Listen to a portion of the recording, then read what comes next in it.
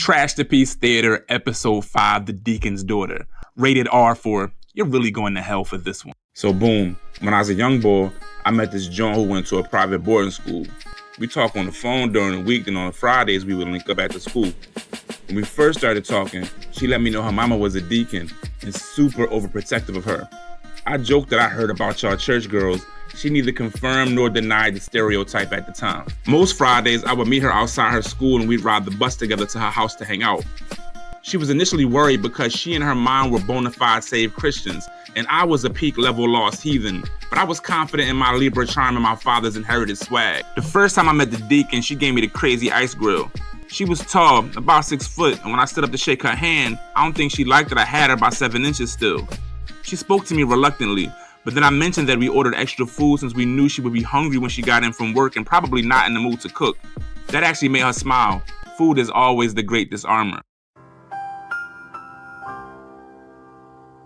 She grabbed some pizza and some wings, and then she asked me a few questions about myself.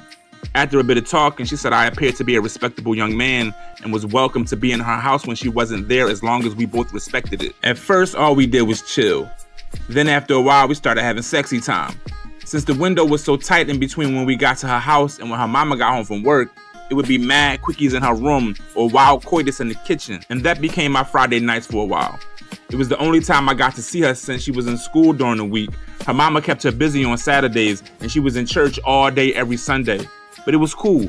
Pizza and coital quickies. Fast forward some time, and I'm at a cookout one Sunday afternoon at my dad's girlfriend's mom's house.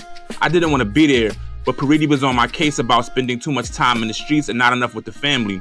So I decided that day was going to be family day all day. Until I got a beep from the deacon's daughter. And at first I ignored that Jawn because I promised Paridi I would chill. And then she paged me with the 911 and 69 code. For those who were too young to have a beeper, 911 obviously meant emergency. But 69 meant whoever paged you was trying to have some sexy time explosions with you immediately.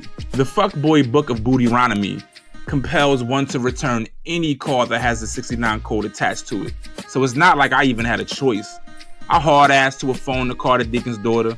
She answered after the first ring and told me she needed me to come over. Said she faked being sick to leave church early and desperately needed to see me. I told her I was stuck at a family function and couldn't get away. She then told me she was wearing nothing but my jersey. So I said I was on my way.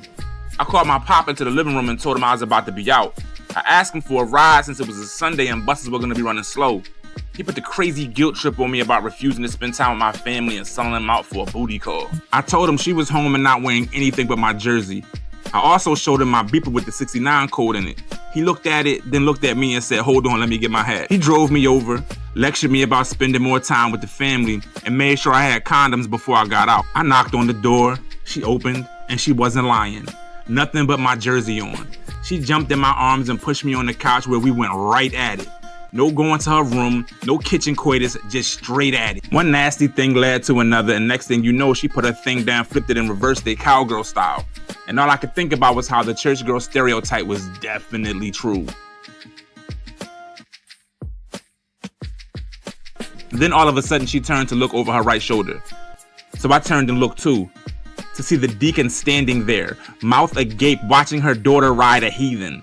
We didn't hear the key in the lock, the knob turn, or the door open. She caught us in the act, peeing all in the woonie. The deacon's daughter panicked and ran to her room, and the deacon ran after her. And of course, I did what any well-mannered, charismatic, respectable young man would have done. I got the fuck out of there. I haul ass down the street running while buckling my belt, trying to zip the zipper and take the still-on condom off.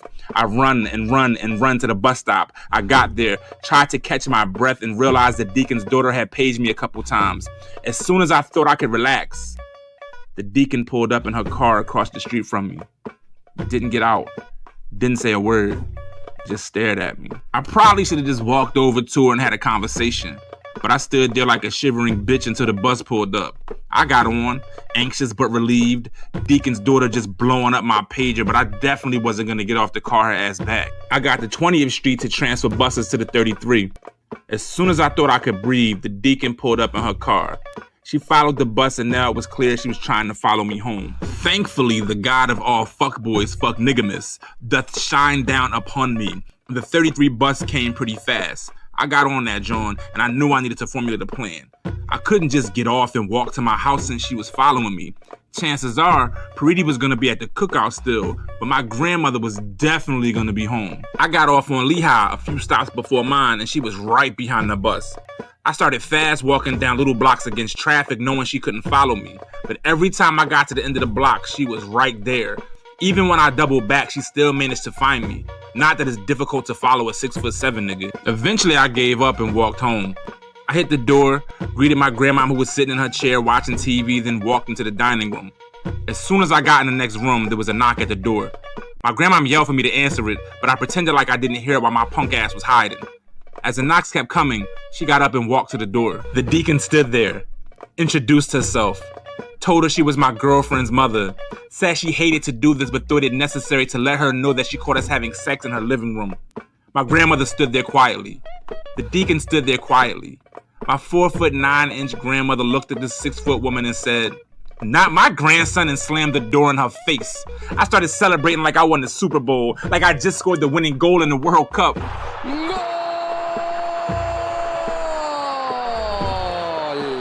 My grandmother walked back to her chair and sat down like nothing happened. I walked back in the room like I didn't know what had just happened.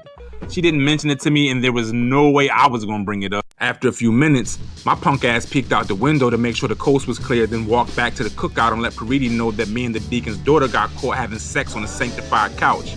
He and his girlfriend at the time laughed about it. I conveniently left out the part about the deacon following me home though. The deacon's daughter and I never hung out again. We talked on the phone every once in a while and emailed back and forth in college to check in, but that was it. She ended up getting pregnant her sophomore year in college by an alpha, and even though the baby wasn't mine, the deacon blamed it on me. Said I sent her daughter down a path of promiscuity. It's cool, I took that on the chin. Would rather she stay mad at me than have a messed up relationship with her daughter. She was clearly in denial, as was my grandma who never told my dad. She took that encounter with the deacon to the grave. Hey, so thank you so much for watching Trash to Peace Theater. Please like, comment, and share. Also, subscribe to the YouTube channel if you haven't done so already. If you're interested in helping the channel grow, please consider being a Patreon member. Check out the page and see the different bonuses for Patreon patrons, including weekly mini episodes exclusive to Patreon members only for as low as $5 a month. And if not, no worries.